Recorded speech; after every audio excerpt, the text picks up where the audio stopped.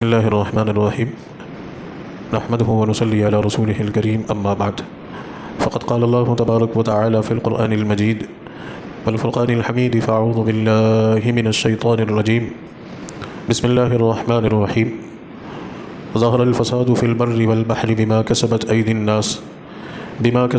الناس ليذيقهم بعض الذي عملوا لعلهم يرجعون صدق الله العظيم سبحان ربك رب العزة عما يصفون وسلام على المرسلين والحمد لله رب العالمين اللهم صل على سيدنا محمد وعلى آل سيدنا محمد وبارك وسلم۔ عزیزان گرامی قدر، واجب الاحترام بزرگوں اور میرے دینی اور ایمانی بھائیوں، السلام علیکم ورحمۃ اللہ وبرکاتہ۔ میرے عزیزوں اور دوستوں، ابھی آپ حضرات کے سامنے قرآن حکیم کے 21ویں سپارے کی سورہ روم کی آیت مبارکہ تلاوت کی، جس میں اللہ رب العزت ارشاد فرماتا ہے کہ اس روح زمین پر خشکی میں اور تری میں جو فساد برپا ہوتا ہے وہ لوگوں کی کرتوتوں کی وجہ سے، ان کی بدعمالیوں کی وجہ سے۔ اس آیت کی روشنی میں اس بات کو سمجھیے کہ حالات کیوں آتے ہیں۔ یہ انسان کے لیے بہت غور طلب نقطہ ہے اور بہت حساس ٹاپک ہے۔ بسا اوقات ہم دیکھتے ہیں کہ انسان کے اوپر کبھی خوشی کی کیفیت ہوتی ہے، بہت خوش و خرم، بہت مزے کی زندگی، بہت پرلطف زندگی اللہ تبارک و تعالیٰ عطا فرماتا ہے، اور کبھی کبھی حالات ٹائٹ ہو جاتے ہیں، تنگی آ جاتی ہے، دشواریاں آ جاتی ہیں، پریشانیاں آ جاتی ہیں، مصیبتیں آ جاتی ہیں، آزمائشیں آ جاتی ہیں، کسی کا خوف طاری ہو جاتا ہے، کوئی چیز ضائع یا برباد ہونے کا خوف طاری ہو جاتا ہے، یا انسان کے اوپر کوئی ظالم یا جابر مسلط ہو جاتا ہے۔ بس چنانچہ حالات انسان کے اوپر کیوں آتے ہیں، یہ بہت غور طلب نقطہ ہے۔ اس آیت کی روشنی میں ہم اس بات کو سمجھنے کی کوشش کرتے ہیں کہ حالات کیوں آتے ہیں۔ علماء اکرام نے آیت مبارکہ کی تفسیر میں 3 وجہیں لکھی ہیں کہ حالات کے آنے کی 3 وجہ ہیں۔ سب سے پہلی وجہ تو یہ ہے کہ حالات رفع درجات کی وجہ سے آتے ہیں، یعنی درجات کو بڑھانے کی غرض سے۔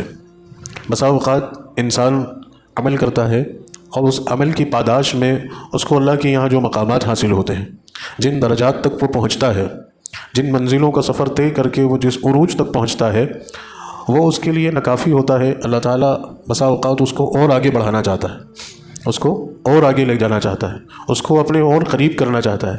انسان اللہ کو یاد کرتا ہے، اس کا یاد کرنا اللہ کو اتنا پسند آتا ہے کہ اللہ تعالیٰ اس کے اوپر حالات ڈال کر اس کو اپنے یاد کرنے کا اور عادی بنا دیتا ہے۔ تو ایک وجہ ہے رفع درجات کے لیے کہ حالات جب آتے ہیں تو پھر انسان اللہ سے جڑ جاتا ہے، خصوصی دعائیں کرنے لگتا ہے، نوافل پڑھنے لگتا ہے، صدقہ خیرات کرنے لگتا ہے، نیک لوگوں سے دعا کی گزارشات کرنے لگتا ہے، نظر کے روزے یا دعا کرنے لگتا ہے۔ من جملہ کسی بھی طور پر وہ اللہ کے قریب آتا ہے، اللہ سے جڑ جاتا ہے۔ تو حالات کے آنے کی ایک وجہ رفع درجات۔ پھر وہ جب اللہ سے جڑتا ہے، خوب دعائیں کرتا ہے، نمازیں پڑھنے لگتا ہے، روزے رکھنے لگتا ہے، ذکر و اذکار کرنے لگتا ہے، تو ظاہر سی بات ہے یہ عمل اس کو اللہ سے قریب کرتا ہے، اس کے درجات کو بڑھاتا ہے، اسے اور بلندی پر لے جاتا ہے۔ تو اس میں بھی اللہ تعالیٰ کی حکمت ہے۔ تو مومنین حالات کو اس نظر سے بھی دیکھتے ہیں، وہ حالات کو اس پیراہے میں بھی لے جا کر سوچتے ہیں کہ یہ حالات ہمیں اللہ سے قریب کرنے کے لیے آئے، کیونکہ ان حالات کی بدولت ہم اللہ سے جڑ گئے، اللہ کے گھر آنے والے بن گئے، دعا کرنے والے بن گئے، نیک زندگی گزارنے والے بن گئے۔ تو ایک وجہ یہ ہے۔ دوسری وجہ یہ بیان فرمائی کہ حالات اس وجہ سے بھی آتے ہیں تاکہ اللہ تعالیٰ چٹنی کر دے، یعنی اچھے اور برے میں فرق قائم ہو جائے، اچھے لوگ ایک طرف ہو جائے اور برے لوگ ایک طرف ہو جائے، مومنین ایک طرف ہو جائے اور منافقین اور مشرکین اور کافرین ایک طرف ہو جائے۔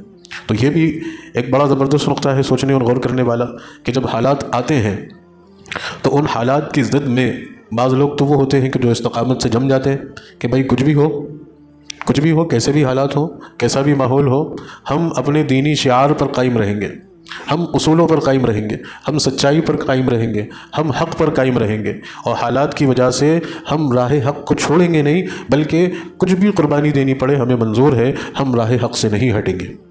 ایک جماعت۔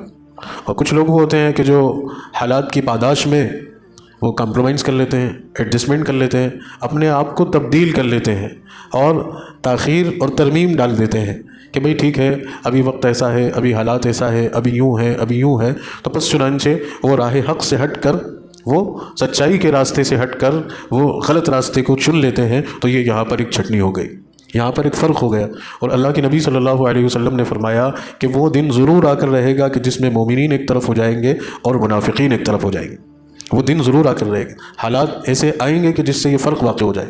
اور دوسری وجہ یہ کہ چھٹنی ہو جاتی ہے۔ تیسری وجہ جو بیان فرمائی، اور تیسری وجہ یہ ہے کہ حالات کی وجہ سے انسان خواب غفلت سے بیدار ہو جائے۔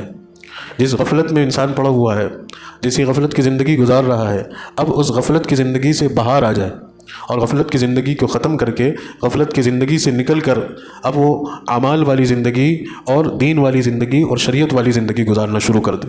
بسا اوقات حالات اس وجہ سے بھی آتے ہیں۔ ہم دیکھا جائے ان تینوں چیزوں پر غور کریں، ان تینوں باتوں کو سنجیدگی سے لیں۔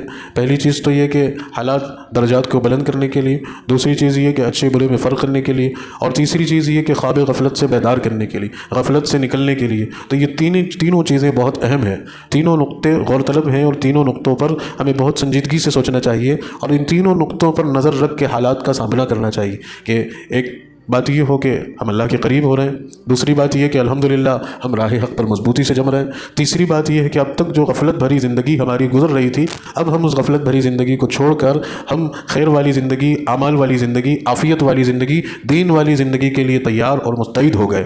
اب ہم ایمان والی اور اعمال والی زندگی گزارنے والے بنیں گے، وقت اور حالات کا مقابلہ کریں گے، اپنے آپ کو وقت اور حالات کے لیے تیار اور پریپیئر کریں گے، نہ کہ اپنے آپ کو غفلت میں پڑا رہنے دیں گے، اپنے آپ کو غفلت میں چھوڑ دیں گے، جیسی زندگی چل رہی ہے ٹھیک ہے چلنے دیں گے، ایسا نہیں۔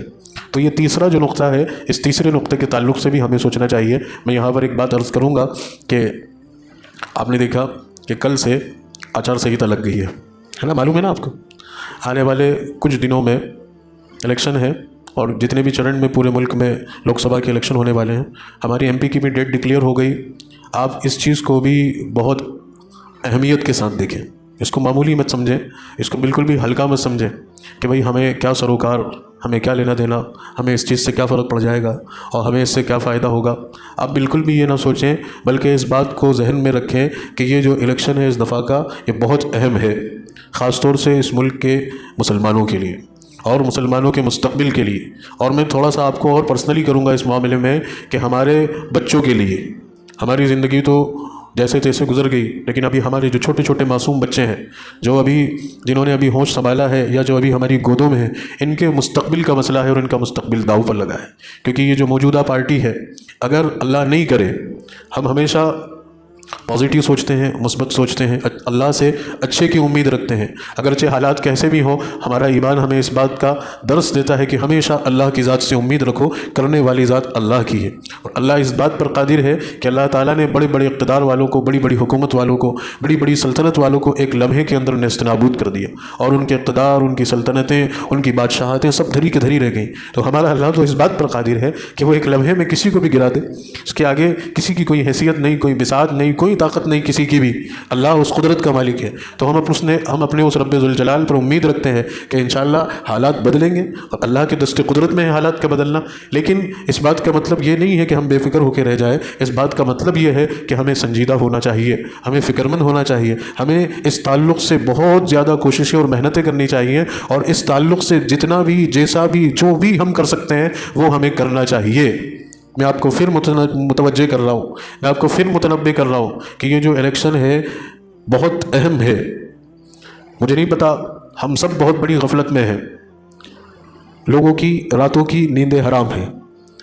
ہم ایک پلیٹ فارم سے جڑے ہوئے ہیں، ایک صاحب نے ان کی کارگزاری سنائی، میرے ہوش اڑ گئے کہ اللہ کتنا زبردست لوگ کام کر رہے ہیں۔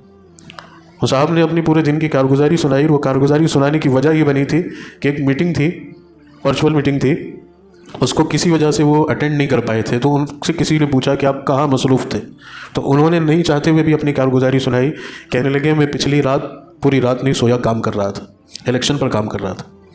صبح کو گھر آیا 4 بجے، سحری کے بعد قرآن پاک پڑھا، فجر کی نماز پڑھی، اور آ کے تھوڑی دیر آرام کیا۔ 7:30 بجے بچیوں کو اسکول چھوڑنا تھا، بچیوں کو اسکول چھوڑا، اسکول چھوڑ کے واپس آیا تو جس ادارے میں ہیں وہ، اس ادارے میں اس علاقے کے کچھ لوگ ملنے آئے تھے، ان لوگوں سے میٹنگ تھی، तो 10:30 बजे तक मीटिंग होती रही। 10:30 बजे मीटिंग से फारिग हुए, बाहर निकले, दूसरे साथी तैयार थे, अपने करीब के इलाके में, अपने डिस्ट्रिक्ट में, तहसीलों में जाना था, वहाँ पहुँचे। असर तक, मगरिब तक काम किया। रास्ते ही में से इफ्तार का कुछ सामान, पानी और खजूर और कुछ लेकर इफ्तार किया, और उस काम को निपटाते निपटाते रात हो गई। आके तरावी पढ़ी, और तरावी पढ़ने के बाद फिर हज़रत का दरस कुरान होता है आजकल, उस दरस कुरान को 10:30 पौने 11 बजे उसको अटेंड करके 11 साढ़े 11 बजे तक अटेंड किया। और उसके बाद फिर अब दूसरी जगह जाने की तैयारी।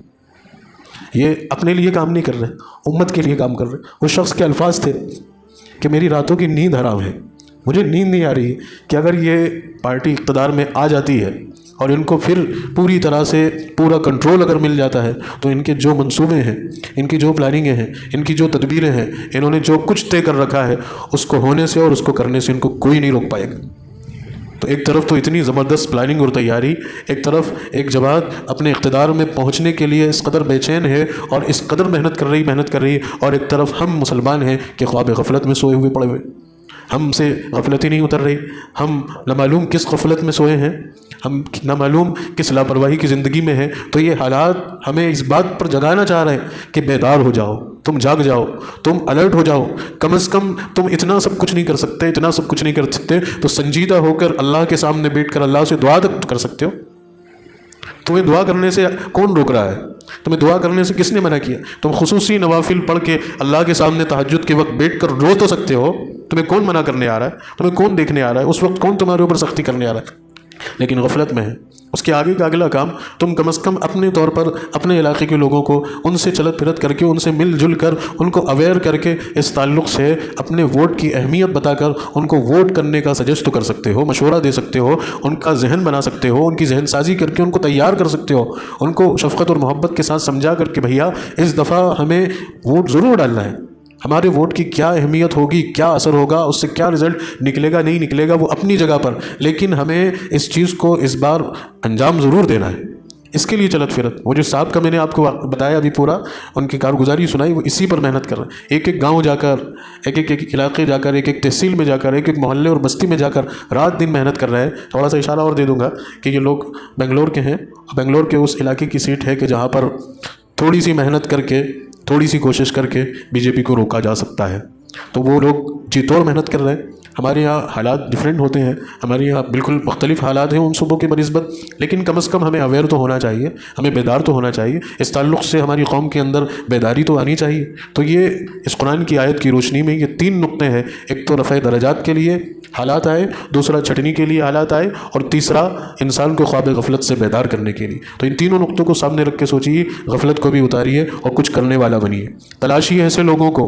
बड़ा सवाल ये होता है कि लोग तैयार तो होते हैं काम करने के लिए, लेकिन उनके पास ये एक सवाल होता है कि हम क्या करें, हमें क्या करना चाहिए। तो मेरे दोस्तों, अल्लाह ताला ने इस दुनिया को भर रखा है ऐसे लोगों के लिए जो काम कर रहा है। आपने कभी ये सुना कि कुआं चल के प्यासे के पास आया हो? ये कभी हुआ हो तो मुझे बताएं। हमेशा ये होता है कि प्यासे को कुएं के पास जाना होता है। तो हम किस इंतज़ार में? हम घर पे बैठ के, अपनी जगह पर बैठ के इस सवाल को जहन में रख के यही कर रहे हैं ना कि कुआं हमारे पास चल के आए। आप चल फिर कर तो देखिए, आप तलाशिए तो सही, आप कोशिश तो करिए। आपको सैकड़ों लोग ऐसे मिल जाएंगे जिन्होंने ज़िंदगी लगाने के इरादे कर लिए और अल्हम्दुलिल्लाह बड़ा ज़बरदस्त काम कर रहे हैं। तो ऐसे लोग आपको तलाशने पड़ेंगे, ऐसे लोगों के पास आपको खुद जाना पड़ेगा। उनके पास इतना टाइम थोड़ी कि वो आपके पास आए। आप अब बेदार हो गए, आप अब जाग गए, आपके अंदर ये फिक्र बेदार हो गई, तो अब आपको सफ़र करना है, अब आपको खड़े होना है, आपको ढूंढना है, आपको तलाशना है, आपको निकालना, आपको ऐसे लोगों के पास पहुँचना है। अब इसके बाद अगली जो बात है मेरी, उसको भी बहुत ध्यान से सुनिए कि जब हालात आते हैं तो लोग 3 हिस्सों में डिवाइड होते हैं, है ना। पहली 3 चीज़ें बताइए हालात आने की वजह। अब ये अगली जो 3 चीज़ें हैं वो ये है कि जब हालात आते हैं तो लोग 3 हिस्सों में डिवाइड होते हैं। पहला हिस्सा होता है साइकोलॉजिकल क्राइसिस आता है लोगों पर, जहनी दबाव पड़ता है, जहनी फ़िक्र टूटती है और लोग जहनी तौर पर शिकस्त खुर्दा हो जाते हैं और जहनी तौर पर टूट जाते हैं और मायूस होकर घर बैठ जाते हैं और वो बातिल को तस्लीम कर लेते हैं कि अब कुछ भी नहीं हो सकता, अब कुछ भी नहीं हो सकता, और वो नाउम्मीदी का शिकार होकर हाथ पे हाथ धर के घर में बैठ जाते हैं। और ये नाउम्मीदी कुफ्र है। मोमिन कभी भी नाउम्मीद नहीं होता, वो पुरउम्मीद होता है। वो अपनी मेहनत, अपनी कोशिश और काविश के सबब अल्लाह की ज़ात पर तवक्कुल रखते हुए हालात कैसे भी हों और मुखालिफ कितना भी ताकतवर क्यों ना हो, उससे पंजा आजमाई की हिम्मत और अपने अंदर इस्तेदाद रखता है।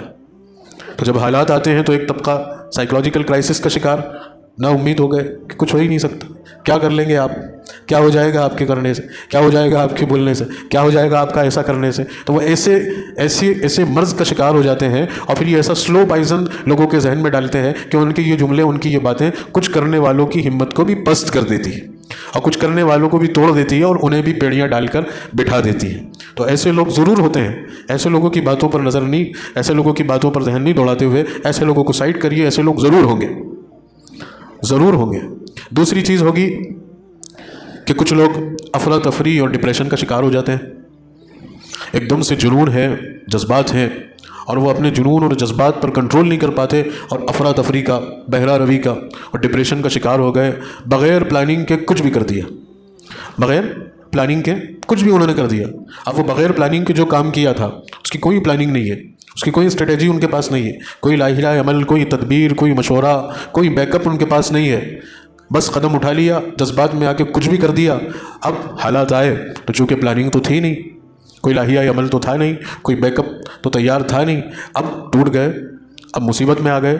اور عام طور سے یہ والا کام جو کرتا ہے وہ نوجوان طبقہ کرتا ہے، کیونکہ نوجوانوں کا خون گرم ہوتا ہے، ان کے جذبات ابال مار رہے ہوتے ہیں، ان کے اندر بیداری کی بات ذرا سے میں کرنٹ کی طرح دوڑ جاتی ہے، اور وہ جذباتی ہو کر جنون میں آ کر کچھ بھی کرنے کے لیے فوراً آمادہ ہو جاتے ہیں، اور پھر وہ بغیر سوچے سمجھے کچھ بھی کر گزرتے ہیں. اس کا نتیجہ یہ ہوتا ہے کہ بڑا نقصان بھگتنا پڑتا ہے. اور وہ نقصان یہ ہوتا ہے کہ پھر عموماً ایسے لوگوں پہ کارروائیاں ہو جاتی ہیں، اور ان کو پھر جیلوں میں بند کر دیا جاتا ہے، اور پھر وہ جیلوں میں سڑتے رہتے ہیں.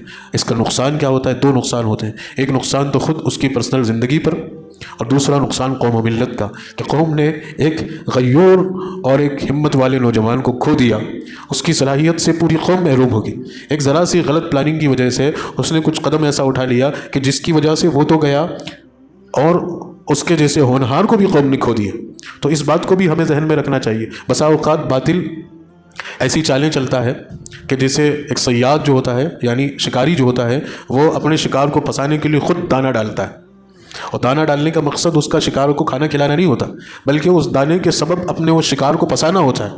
تو بعض مرتبہ باطل ایسی چالیں چلتا ہے کہ وہ ہمیں ایسے موقع دیتا ہے کہ ہم ان موقعوں پر جذبات میں آ کر کچھ کام ایسا کریں، اور پھر وہ بطور صیاد ہمارے اوپر اپنے سکنجے کو کشے، اور پھر وہ ہمیں اپنی گرفت میں لے لیں. تو ان چیزوں کو بھی سمجھنا، ان چیزوں پر بھی نظر رکھنا، ان چیزوں کو بہت سنجیدگی سے دیکھنا، اور ان معاملات میں مشورہ کرنا، اپنے بڑوں کی تائید اور اپنے بڑوں کی سرپرستی میں کام کرنا. ایک بات بڑی مزے کی آپ کو یہاں رک کے میں بتاؤں، آپ لوگ اس بات کو کتنا سمجھیں گے یا نہیں سمجھیں گے. ابھی اس وقت ہماری جو قیادتیں ہیں، ہماری جو سرپرستیاں ہیں، ان کو لے کر بھی امت کے اندر بڑا تذبذب ہے. لوگ بڑے پیش و پیش میں ہیں کہ کیا کریں کیا نہیں کریں، یہ کیوں نہیں کرتے ہیں، ایسا کیوں نہیں ہوتا ہے، ایسا کیوں نہیں ہو رہا ہے، یہ کیوں نہیں کر رہے. ہم تو اتنا کرنے کو تیار ہیں، ہمارے پاس کچھ بھی نہیں، لیکن پھر ہم تو یہ کچھ کر گزرنے کو تیار ہیں، لیکن ان کی طرف سے ایسا کیوں نہیں ہوتا، ان کے پاس تو یوں ہے، ایسا ہے، ویسا ہے. تو آپ اس بات کو ذہن میں رکھیے کہ اللہ تعالیٰ ہر کسی سے بھی کام نہیں لیتا، اور یہ کام کرنے کا ہر کوئی بھی اللہ کے یہاں اس کو سلیکٹ نہیں کیا جاتا. چند لوگ ہوتے ہیں جن کے اوپر اللہ تعالیٰ کاموں کو کھولتے ہیں، اور وہ لوگ بڑی جیداری کے ساتھ، بڑی ہمت کے ساتھ، بڑے حوصلے کے ساتھ، بڑی سنجیدگی کے ساتھ، اور بڑی خاموشی کے ساتھ، اور بڑی زبردست پلاننگ کے ساتھ، اور حالات پر نظر رکھتے ہوئے وہ لوگ وہ کام کرتے ہیں. اب آپ کو اتنے سالوں میں ان لوگوں کو تلاشنا پڑے گا، اور ضرور آپ کو ایک ایسا اللہ کا بندہ ضرور ملے گا. اللہ نے کبھی بھی امت کو، مسلمانوں کو، محمد الرسول اللہ کے امتیوں کو اس دنیا کے اندر ایسی گمراہی میں یا بہرا روی میں نہیں چھوڑا کہ کوئی ان کی سرپرستی کرنے والا نہیں بچا، کوئی ان کو سیدھے راہ پہ لے جانے والا نہیں بچا. سینکڑوں اللہ کے بندے اس روئے زمین پر موجود رہے. ہمارے علاقے میں بھی ہیں، ہمارے صوبے میں بھی ہیں، ہمارے ملک میں بھی ہیں، جو بڑی ہمت کے ساتھ، بڑی جیداری کے ساتھ، بڑی فکر کے ساتھ، بڑی قربانی کے ساتھ، بڑی حالات پر زبردست نظر کے ساتھ وہ لوگ کام کر رہے ہیں. اور الحمدللہ روز بروز سینکڑوں لوگ ان سے جڑتے جا رہے ہیں، اور سینکڑوں لوگ ان کے قریب ہوتے جا رہے ہیں. تو ہم کیوں محروم رہیں؟ ہمیں بھی ان شخصیات سے، ان ہستیوں سے جڑ جانا چاہیے، ان سے منسلک ہو جانا چاہیے. ان کی طرف سے جو اشارات آئیں، ان کی طرف سے جو ہدایات آئیں، ان کی طرف سے جو کام کرنے کے اعلانات آئیں، ہمیں فوری طور پر ان کاموں پر جم کر ان کاموں کو کرنے والا بن جانا چاہیے. آپ کی نظر میں یقیناً کوئی بہت اہم شخصیات ہوں گی، سے کوئی دو رائے نہیں، ضرور ہوں گی. آپ ضرور ان شخصیات سے، ان ہستیوں سے جڑ کر کام کریں کہ جو ملک و ملت کے حالات کو سمجھ کر، اس وقت امت کا درد سینے میں رکھ کر، بے خوف و خطر، باطل کے خلاف کام کر رہے ہیں، بڑی خاموشی اور سنجیدگی سے کر رہے ہیں، آپ ان سے جڑ کر کریے۔ آپ کے پاس ہیں تو آپ کو پہلی میری نصیحت کہ آپ ان شخصیتوں سے جڑ کے کریے۔ اگر آپ کے ذہن میں کوئی نہیں ہے، آپ نہیں تلاش پا رہے ہیں، آپ نہیں پہنچ پا رہے ہیں، آپ نہیں سمجھ پا رہے ہیں، آپ کو کہیں راستہ نظر نہیں آ رہا ہے، آپ کو کہیں سے کوئی پتہ نہیں چل پا رہا ہے، تو میں آپ کا محسن اور مخلص ہونے کی حیثیت سے آپ کے سامنے ایک عظیم ہستی کا نام رکھتا ہوں۔ واللہ اس جگہ کی پوری امانت داری کے ساتھ اور اس جگہ کا پورا ادب اور احترام اور اس جگہ کا پورا وقار ذہن میں رکھتے ہوئے ایک بہت ہی معتبر شخصیت، بہت ہی زبردست شخصیت، اس وقت پورے ملک میں بڑے زبردست طریقے سے کام کرنے والی شخصیت، اپنی بیماری اپنی تکلیفوں کو پشے پشت ڈال کر رات بھر امت کے لیے تڑپ کر کام کرنے والے انسان، آپ اس سے جڑ جائیے، آپ اس سے منسلک ہو جائیے۔ اور ان کا نام ہے حضرت مولانا خلیل الرحمن سجاد نعمانی دامت برکات۔ آپ لوگ بخوبی واقف ہوں گے، آپ جانتے ہوں گے حضرت کو، لیکن اور قریب سے جاننے کی کوشش کریے، اور قریب جانے کی کوشش کریے، اور قریب جا کر پہلے سمجھیے، پہلے دیکھیے۔ میں آپ کو کھلی دعوت دیتا ہوں اس بات کی، حضرت کے ادارے سے، حضرت کی فکر سے، حضرت کی خانقاہ سے جڑا ہونے کی اور ایک ادنا سے ادنا خادم ہونے کی حیثیت سے آپ کو میری حضرت کی طرف سے دعوت ہے کہ آپ جائیں، 2 دن کا 3 دن کا وقت نکال کے جائیں، وہاں ان کی خانقاہ پہ جائیں، وہاں جا کے ان کے نظام کو دیکھیں، ان کی فکروں کو دیکھیں، ان کی کارکردگی کو دیکھیں، ان کی محنت کو دیکھیں، اور ملک میں آنے والے حالات کے تعلق سے حضرت کیا ہدایات، کیا نصیحتیں، کیا اشارات فرماتے ہیں، ان چیزوں پر غور کر کے ان کو اپنے اپنے علاقوں میں اپنی زندگیوں میں عمل میں لائیں۔ تو ایک شخصیت کا میں نے آپ کے سامنے نام پیش کر دیا ہے، اب آپ اس میں غور طلب کریں، آپ اس میں خود سوچیں۔ اللہ تعالیٰ نے آپ کو اچھی سوچ کا مالک بنایا، اچھی صلاحیت سے نوازا ہے، اگر آپ کو کوئی دوسرا نظر نہیں آ رہا تو پھر آپ جڑ جائیں۔ تو میں عرض یہ کر رہا تھا کہ پھر جنون اور جذبات سے کام نہیں لیتے ہوئے یہاں ہمیں بہت ایسے لوگوں سے جڑ کر ایسے لوگوں کے اشاروں پر، ان کی تائید پر، ان کے مشوروں پر کام کرنا چاہیے۔ تو دوسرا طبقہ کون سا ہوا؟ ڈپریشن کا یا بہرا روی کا۔ اور تیسرا طبقہ لوگوں کا بن جاتا ہے، وہ لوگ ہوتے ہیں کہ بطور پلاننگ کے کام کرتے ہیں، بطور پلاننگ کے کام کرتے ہیں، ایک مضبوط لاہیہ عمل بناتے ہیں، ایک پلاننگ تیار کرتے ہیں، ایک اسٹریٹجی بناتے ہیں، اور اس پر وہ جمتے ہیں، اور اس پر جمنے کے بعد ان کی نظر فوری طور پر رزلٹ پہ نہیں ہوتی، بلکہ وہ یہ دیکھتے ہیں کہ ہمیں اس کام کی نیو بننا ہے، ہمیں اس کام کی بنیاد بننا ہے، ہم نے اس کام کو کھڑا کر دیا، اس فکر کو قوم کے اندر بیدار کر دیا، تو ہمارے آنے والا جو مستقبل ہے، ہماری قوم کے آنے والے جو نوجوان ہیں یا جو بچے ہیں، ان کو ایک پلیٹ فارم ملے گا، ان کو ایک جگہ ملے گی، وہ اس جگہ پر کھڑے ہو کر مضبوطی سے اپنے ایمان، اپنے عقیدے پر قائم رہیں گے اور اسلام کے پکے اور سچے محافظ بنیں گے۔ تو تیسرا طبقہ وہ ہے، ہمیں تیسرے طبقے میں جانا ہے، سائیکولوجیکل کرائسس کا شکار نہیں ہونا، ڈپریشن میں نہیں جانا، مایوس نہیں ہونا، ہمیں تیسری کیٹیگری میں آنا ہے کہ ہمیں ایک مضبوط پلاننگ کے ساتھ، مضبوط اسٹریٹجی کے ساتھ ایک لاہیہ عمل تیار کر کے ہمیں کام کرنا ہے۔ میری اس میں دعوت ہے آپ تمامی حضرات کو، بالخصوص نوجوان ساتھیوں کو، کہ وہ جڑیں، بات کو سمجھیں، بات کو سنیں، مشورے کریں، پاس آ کے بیٹھیں، اور حضرت کے بھی مشورے اس میں شامل حال ہوں گے، حضرت کی طرف سے بھی جو ہدایات اور جو انسٹرکشن ہوں گے وہ بھی آپ کو انشاءاللہ بتائے جائیں گے۔ ابھی سب سے بڑا تقاضا اور سب سے بڑا کام یہ ہے کہ ہم رمضان کے اندر روزے رکھیں، نمازیں پڑھیں، قرآن کی تلاوت کریں، اپنی پرسنل عبادات خوب کریں، اور اس کے ساتھ ایک کام بس یہ سب اپنی ذمہ داری سمجھ کر کریں کہ ایک ملنے والے سے جا کر اس کو اس بات کا مشورہ دیں کہ سب سے پہلا کام آپ اپنے ڈاکیومنٹس کو تیار کریں، اپنے کاغذات میں رتی برابر بھی کمی نہیں چھوڑیں۔ برتھ سرٹیفکیٹ 87 کے بعد جتنے بھی لوگ جن کا بھی جنم ہوا 1987، 1 جولائی 1987 کے بعد جن کا بھی ڈیٹ آف برتھ ہے، وہ لوگ کمپلسری اپنا برتھ سرٹیفکیٹ بنوا لیں۔ اور برتھ سرٹیفکیٹ وہ والا برتھ سرٹیفکیٹ کہ جس کے اوپر ایک تو وہ پرانا ہمارا تھا، وہ ہاتھ سے بنایا ہوا، ہاتھ سے لکھا ہوا، ابھی کا جو ڈیجیٹل برتھ سرٹیفکیٹ ہے، آپ وہ ڈیجیٹل برتھ سرٹیفکیٹ بنائیں جس کے اوپر QR ہو، جس کے اوپر اسکینر لگا ہوا ہو۔ آپ گھر جا کے دیکھیں 87 کے بعد جن کا بھی برتھ ہے وہ اپنا برتھ سرٹیفکیٹ ریڈی کروائیں، ساتھ میں سبھی ڈاکیومنٹس کے اندر نام میں کریکشن اگر ہے تو اس کو کروا کر سبھی ڈاکیومنٹس کو ایک جیسا کروا لیں، ولدیت بھی ایک جیسی ہو، خود کے نام کی اسپیلنگ، ڈیٹ آف برتھ، یہ تمام چیزیں ایک جیسی ہوں۔